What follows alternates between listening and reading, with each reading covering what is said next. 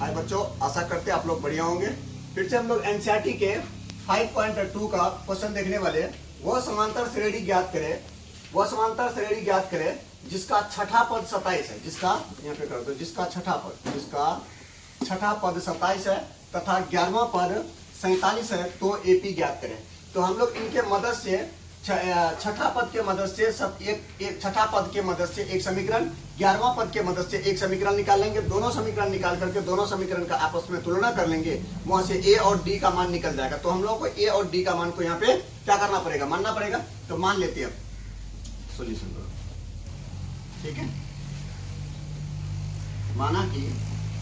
माना कि प्रथम पद बराबर ए तथा सार्वंतर, इसको डी बोलते हैं, सार्वंतर बराबर टी, ठीक है। अब यहाँ पे पता है हम लोगों को टी 6 बराबर 27 है। टी 6 बराबर 27। फॉर्मूला हम लोग को पता है, टी एन बराबर होता है ए प्लस एन माइनस 1 गुना डी होता है। तो एन का मान पता है हमको 6।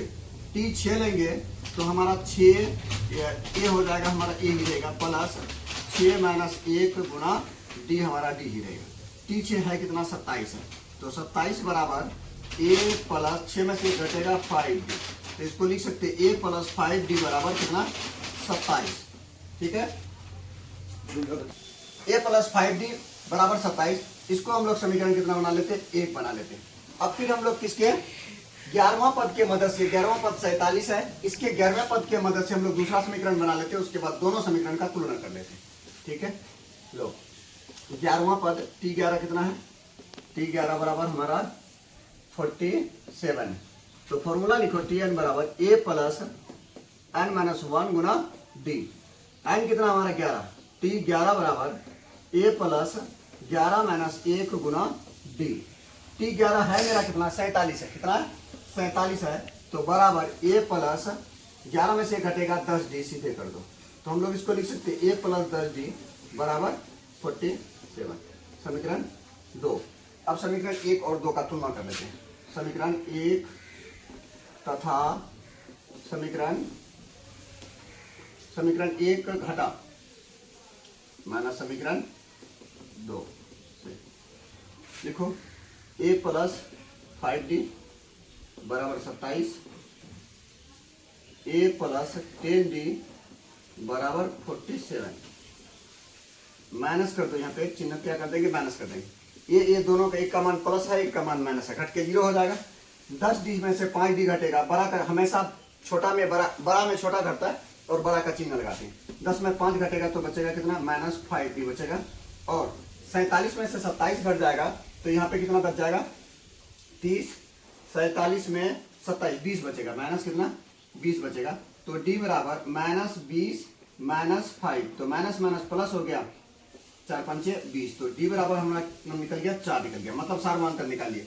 अब यहाँ से सार्वंतर की मदद से हम लोग प्रथम पद निकाल लेंगे। तो निकाल लगाओ d का मान, यहाँ पे लिखो d का मान समीकरण 1 में रखने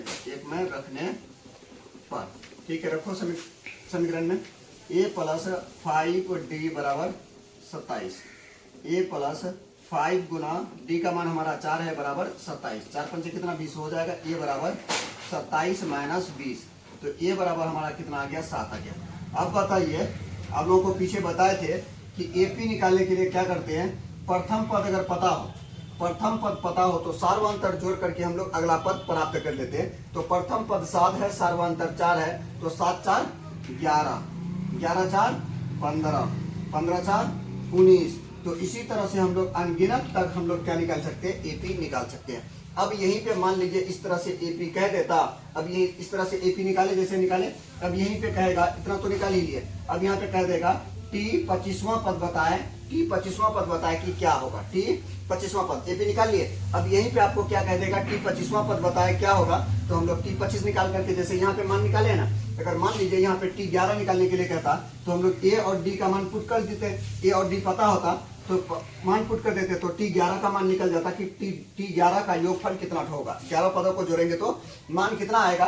तो उसी तरह से क्वेश्चन में अगर कह देगा, सेम इसी टाइप का क्वेश्चन रहेगा, आगे कह देगा कि टी 25 या टी 45 40 कुछ भी कह देगा कि टी इतना का मान निकालें। तो सबसे पहले आपको एपी इस टाइप से निकालना पड़ेगा, उसके बाद टी 11 या 25 कहेगा तो आप 25 लगाए, ये पे शॉर्टकट में बता देते हैं। आप देख सकते हैं टी कितना 25 आया, यहाँ पे A plus N minus 1 into D लगाते हैं ना, तो ए का भी मान पता है हम लोगों को, एन का भी मान पता है, डी का भी मान पता है, तो टी 25 आप यहाँ से आराम से निकाल सकते हैं। तो इस टाइप के बहुत सारे क्वेश्चन आपके एनसीईआरटी के बुक में होगा, तो वहाँ से आराम से इस क्वेश्चन की मदद से आप बाकी सारा क्वेश्चन बना सकते हैं। अगर वीडियो अच्छा लगता है तो लाइक शेयर सब्सक्राइब करना ना भूलेंगे।